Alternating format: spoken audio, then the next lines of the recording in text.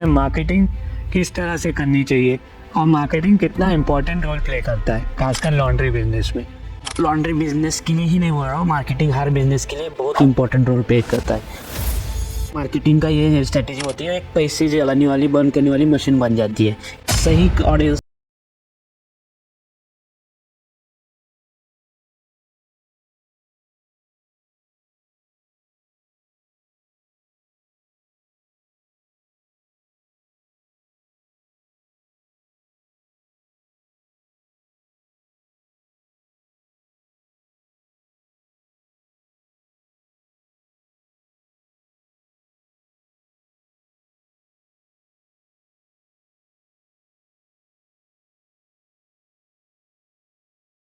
मतलब ओपनिंग कर रहे हो, ओपनिंग तक आपका फुल जोश रहेगा।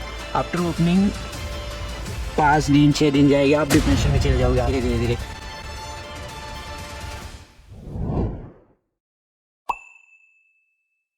जी hello, welcome sir, welcome to our show.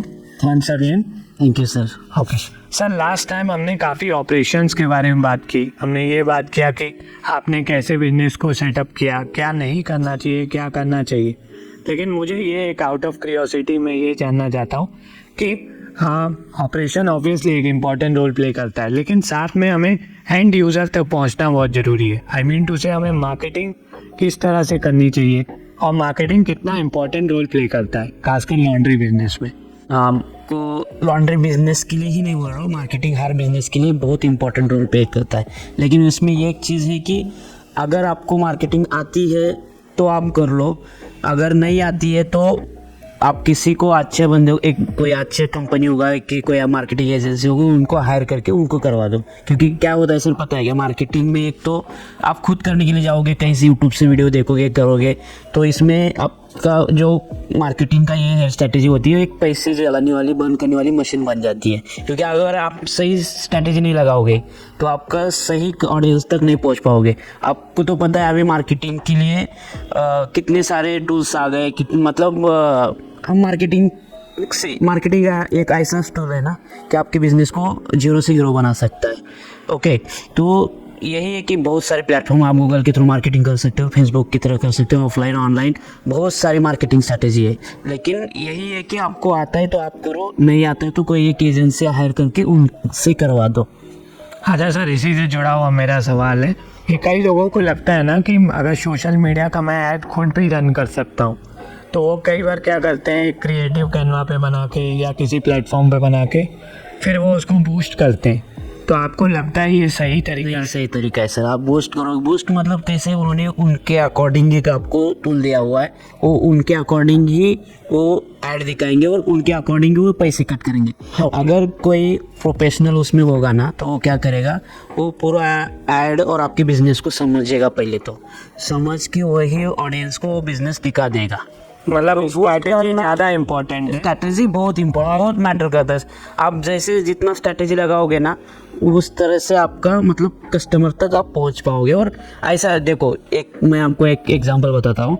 अगर मेरा बिजनेस सर्विस इंडस्ट्री के रिलेटेड है, ओके, अगर सर्विस इंडस्ट्री के रिलेटेड है तो मैं फेसबुक पे ऐड चला रहा हूँ, ओके, और कस्टमर जो है मेरा गूगल पे जाके laundry service near by search कर रहा है, तो मुझे फेसबुक पे ऐड चला के कुछ फ़ायदा नहीं होगा। ओके, हाँ। लेकिन ये एक बात है कि आप उससे सिर्फ ब्रांड अवेयरनेस कर सकते हो कि ये ब्रांड है, लेकिन आपको उस चीज़ के लिए उसका जो आप फ़ायदा बोल सकते हो ना, जो आपने पैसे लगाए, हाँ, बहुत आउटपुट जो है ना बहुत टाइम के बाद मिलेगा। उसमें आपको बहुत सारा पैसा पहले वहाँ पे बर्न करना पड़ेगा।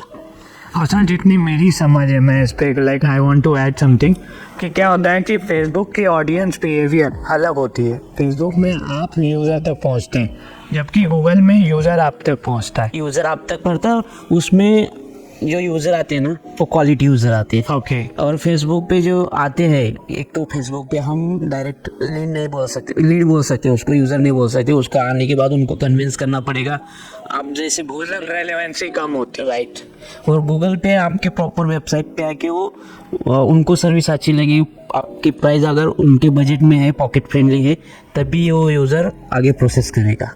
मतलब एक प्रॉपर फनल से आएंगे आप तक पहुँचे। अगर फेसबुक पे वो मिसगाइड हो सकता है, मतलब आपने वहाँ पे जाके टेम्पलेट दिखाया कुछ, वो आ गया वहाँ पे और उसको कुछ अलग दिखा कि सर्विस आपकी अच्छी नहीं है, ये है, उसका बजट कुछ अलग था और वो आया कुछ अलग चीज़ के लिए है, तो वहाँ पे आपको मतलब कन्वर्जन रेशो जो होगा वो बहुत कम होगा। और गूगल का होगा, मुझे लगता है गूगल का 98% शायद होगा। आपके अगर प्लेटफॉर्म पे आ रहे हैं ना तो 98% वो कन्वर्ट ही होगा। Okay okay. तो सर एक मेरा और एक जनरल सवाल है कि हाँ कई लोग ट्रेडिशनल मार्केटिंग पे बिलीव करती, तो आपको लगता है कि ट्रेडिशनल मार्केटिंग भी इम्पोर्टेंट रोल प्ले करता है जैसे डिजिटल मार्केटिंग, या एक परसेंटेज होता है कि इतना मुझे डिजिटल मार्केटिंग में बर्न करना चाहिए, इतना ट्रेडिशनल मार्केटिंग में?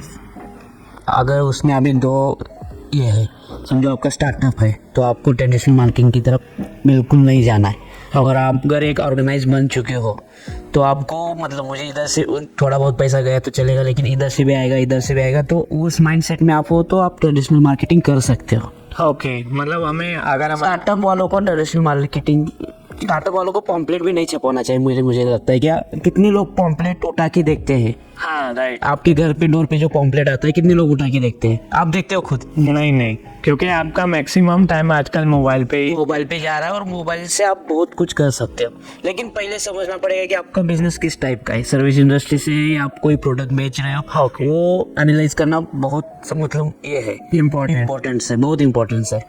ओके। एंड सर एक मेरा सवाल है कि आप नए आज के यूथ को जैसे न्यू स्टार्टअप स्टार्ट करते हैं तो आप उनको क्या सजेशन देंगे? सजेशन ये कि दूंगा, जो टाइम है अपने खुद की मेहनत पे लगा दो। जो भी इंस्टाग्राम पे वीडियो आते हैं उसके ऊपर मतलब कैसा होता है, अभी आपने बिजनेस चालू कर दिया, बिजनेस जब कोई भी चालू होता है आपने मोटिवेशन में बिजनेस चालू कर दिया, तो वो बिजनेस जब तक आप उसकी मतलब वो ओपनिंग कर रहे हो, ओपनिंग तक आपको फुल जोश रहेगा। आफ्टर ओपनिंग 5 दिन 6 दिन जाएगा, आप डिप्रेशन में चले जाओगे धीरे धीरे, क्योंकि कस्टमर नए आ रहे होते हैं, आपका रेंट भी देना है, बाकी चीज़ों का मेंटेनेंस भी है, तो वो चीज़ों पे आप प्रॉपर पहले ट्रेन हो जाओ। आफ्टर दैट तब भी आप बिजनेस चालू करो, नहीं तो मत करो। बट सर यहाँ पे मैं थोड़ा मेरी राय अलग है कि अगर वो ट्रेंड हो जाएंगे, क्योंकि वो व्हाट आई अंडरस्टैंड है इसकी बिजनेस सीखते सीखते ग्रो होता है, मतलब आप वो बात आपकी सही है सर, वो डिफर होंगे, वो बात सही, आप बिजनेस सीखते सीखते ही बड़ा होगा, लेकिन ऐसा नहीं ना उसको कुछ जीरो भी एक्सपीरियंस नहीं है उसका, तो उस केस में तो उसको थोड़ा बहुत तो समझो, बहुत सारे डिपार्टमेंट होते हैं बिजनेस के अंदर, आपको पता है, उसमें से सारे डिपार्टमेंट का थोड़ा थोड़ा एक्सपीरियंस लेना चाहिए। मैं ये नहीं बोल रहा हूँ कि पहले दिन से उसको हायरिंग आना चाहिए, ये आना चाहिए, लेकिन बिजनेस कैसे लाना है ये तो समझना चाहिए। हाँ एग्जैक्टली जी।